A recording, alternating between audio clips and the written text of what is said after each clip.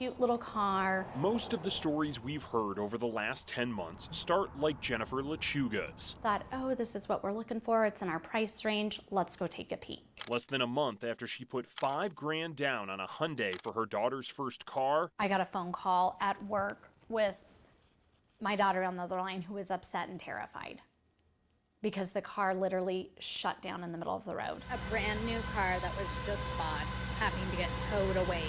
her mechanic confirmed to Denver 7 the engine had seized.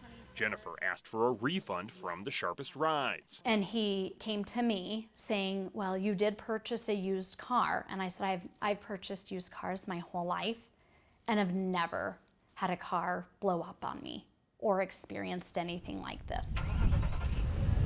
Shannon Ross said she did experience something similar. It's been having problems since literally 24 hours after I left their lot. For her, it was a 2006 Volkswagen. Take it home, that's Friday. By Saturday, check engine light comes on. She took her car back in, got it back, and 2 weeks after that, the check engine light came back on. 3 times. So they've literally had my car a cumulative of like 5 weeks since I bought it. So that means that I've paid a car payment to them to have my car. No answers, no help, no idea what was actually wrong with the car. Finally, with the engine lights still on and the key stuck in the ignition, she took the car to a VW dealership where she learned that in addition to other problems, the transmission was shot. She spent $3,500 on repairs. It's been an awful experience from the very beginning. They sold me a total wrecked car.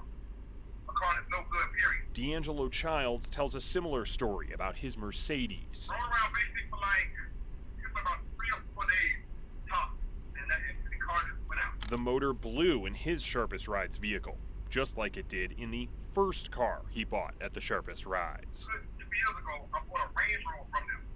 And that Range Rover, it did the same exact thing. A trend leading him to a conclusion about the kinds of cars he believes they sell. You have the Sharpest Ride if you're looking for an attribute to put in your front yard.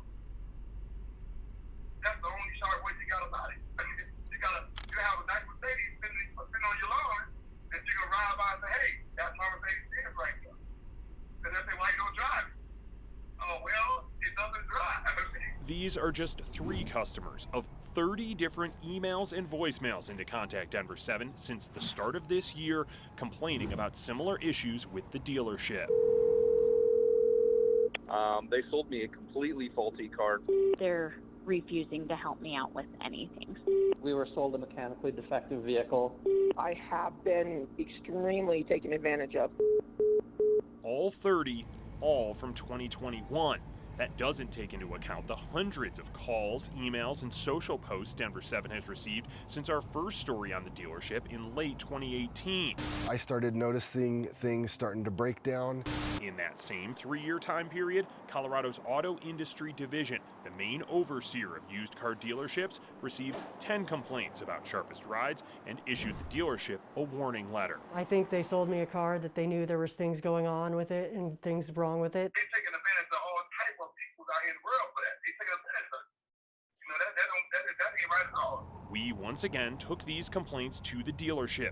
General Manager Robert Lips said in an email, "We never knowingly sell vehicles with defects. However, we are not perfect. In the used car business, anything unforeseen can happen.